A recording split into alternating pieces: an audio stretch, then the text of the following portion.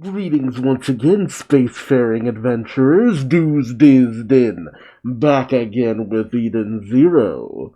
Previously, the crew of Eden's battle against Draken Joe's organization has come underway. But, despite having experienced it quite a few times by now, and technically being at a higher level, things are not going as easily as our heroes would have liked. Wise's battle against Fee of Fire has been hindered at the fact that his suit doesn't have the upgrades it would need for him to take him down.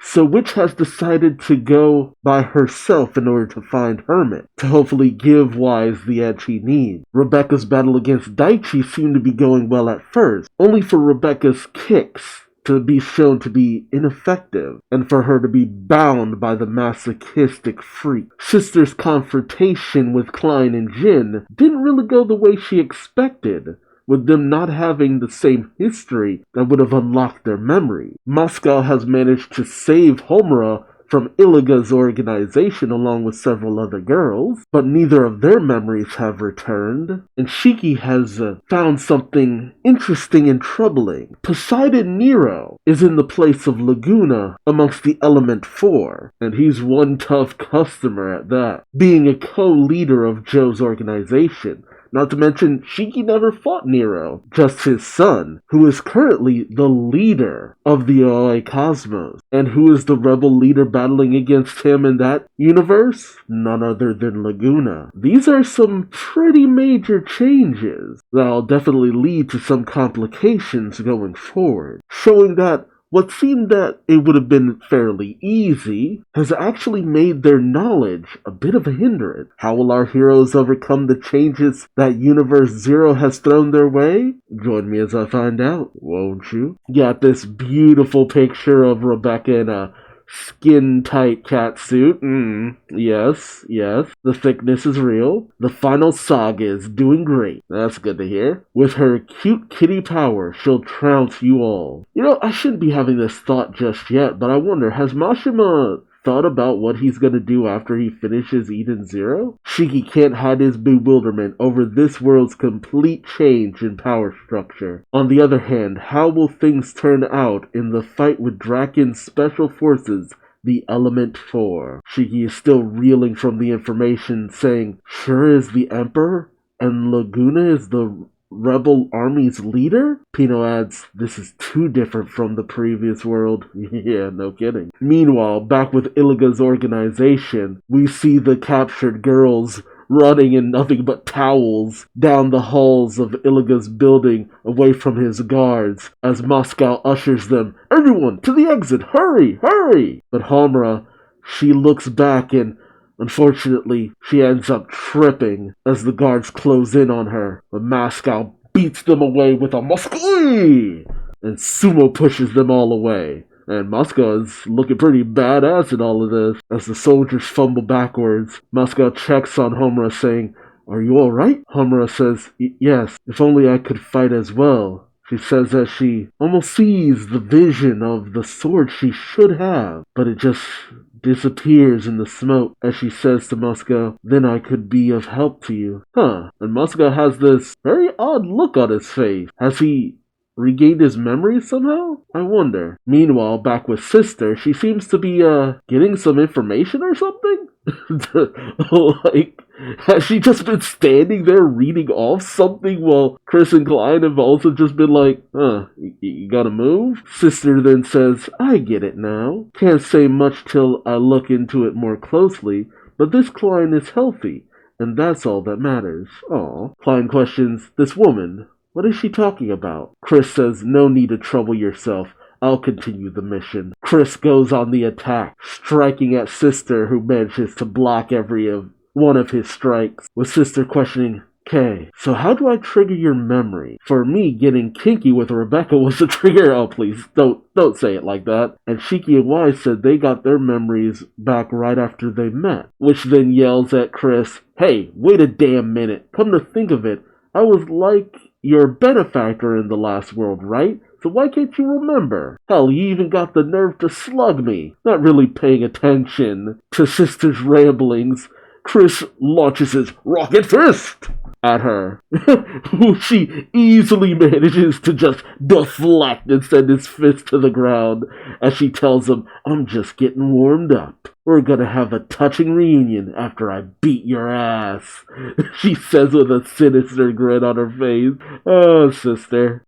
Meanwhile, with Rebecca, who has been bound by roots, Daichi says, with glee, that's good. That's a good look for you. Happy tries to go running in saying, Rebecca! Only for him to be immediately bound to the floor by Daichi's root. As Daichi tells him, settle down now, little kitty. Rebecca thinks to herself, this world's Happy can't fight. Yeah, that's a bit of a bummer. And I can't use my power to return to the past. But, alright, so she activates her ether gear once again. Ooh, and strengthening her legs, she manages to rip her way out of Daichi's root, much to Daichi's bewilderment. Hell yeah, go Rebecca, go! Go, Rebecca, go! Oh, and she even goes into her Cat Leaper overdrive mode. Oh, snap, okay.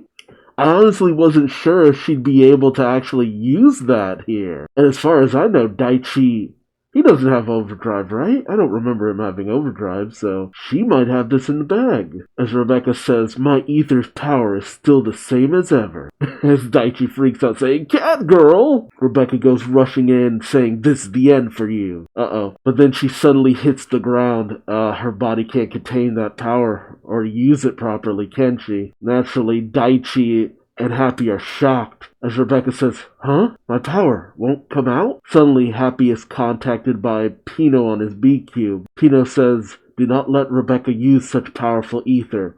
As is the case with Master, your bodies cannot keep up with it. Your matured body's ether power 3 years from now cannot be used by your current bodies. Happy says, 3 years from now. Of course, 3 years after the Aoi War, everyone suddenly got really strong and grew up. See, that phrase, grew up. And now that we got to Universe Zero, the bodies they have now, they're still their bodies from before they grew up. And you see Rebecca looking mighty exasperated, also crotch shot. But Daichi is overjoyed saying, what? Did you want to be tied up differently? And he thinks of several bondage designs.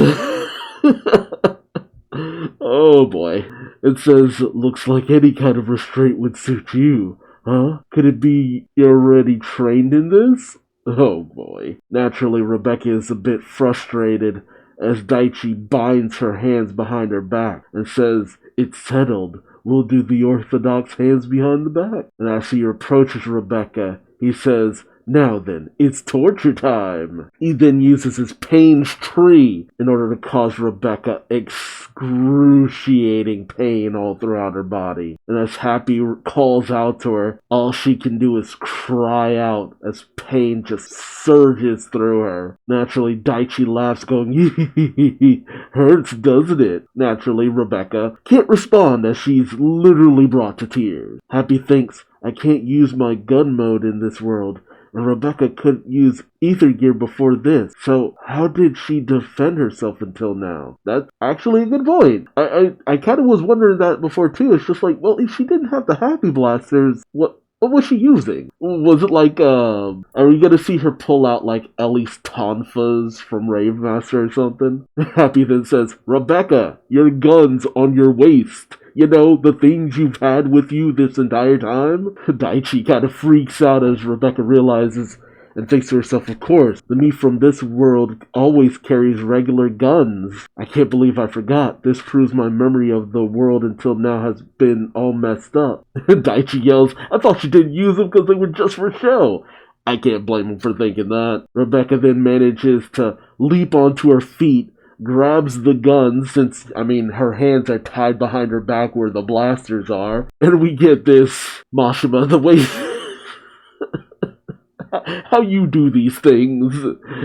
Rebecca leaps, does a flip in the air, positions to have her butt to the camera along with the barrels of her blasters pointed right towards Daichi and fires. And the pose that she's in as she fires at Daichi. My god. She's just riddling him with ether bullet. Huh. She even fires at a nearby power cable. Oh wow, that's a precision shooting. As she shoots it in such a way that the power cables wrap Daichi up. And I guess that's it. Daichi's just taken down as he screams out and his ether gear is undone. Freeing Happy as he says to Rebecca, "You did it!" Although the bound Daichi says, this doesn't feel so bad, I guess.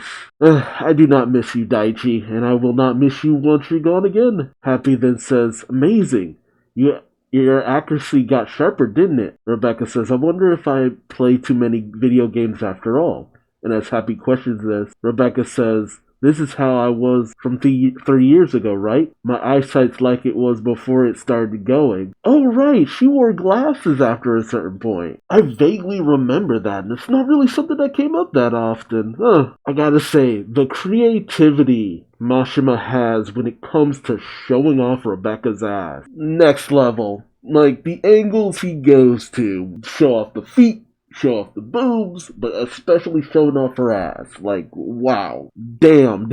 But I do love the fact that they're mixed up because of the fact that they have memories from both universes. I like that being a bit of a hindrance. I like that this isn't an easy rush through everything. It's a combination of the power they know how to use not being suited for the bodies that they currently have. They're trying to, like I said last chapter, they're trying to output something in a body that doesn't have the strengthening needed to endure what they're trying to do. It's like building muscle mass and then losing it while still trying to lift the same weights that you would when you built all of that muscle mass. You're gonna hurt yourself doing that crap. You might understand how to properly lift, but you're gonna hurt yourself because you don't have the physical strengthening you would need in order to do what you're trying to do. I mean, you're so used to time skips in the anime, which it used to never really be a thing, but then Dragon Ball and a few other series kind of made it a bit of the norm. But it's not often you get like reverse time skip, where we have something that just explores what some people would kind of call a what-if situation. Like, I follow plenty of YouTubers who do things like Dragon Ball what-if, so it's like, what if this character went Super Saiyan,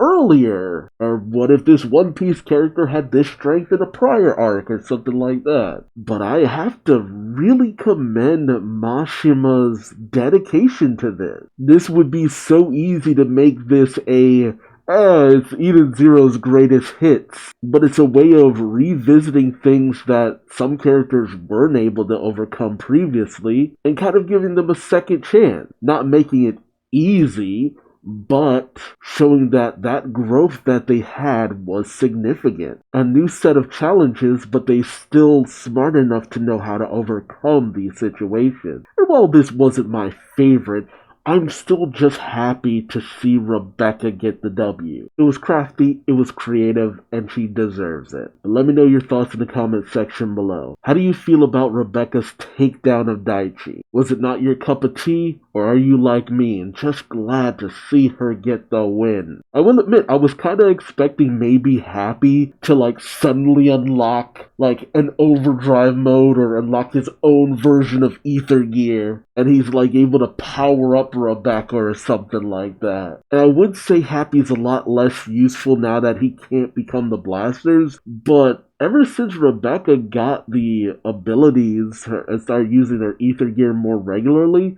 she doesn't use the Happy Blasters as much more recently. So it's not really that much of a loss that he's no longer in that mode too often. But again, let me know your thoughts in the comments. Also remember to subscribe so you don't miss out on next time. And until that next time, I've been Duuz-Diz-Din, and I hope to see you later. Take care. Bye-bye.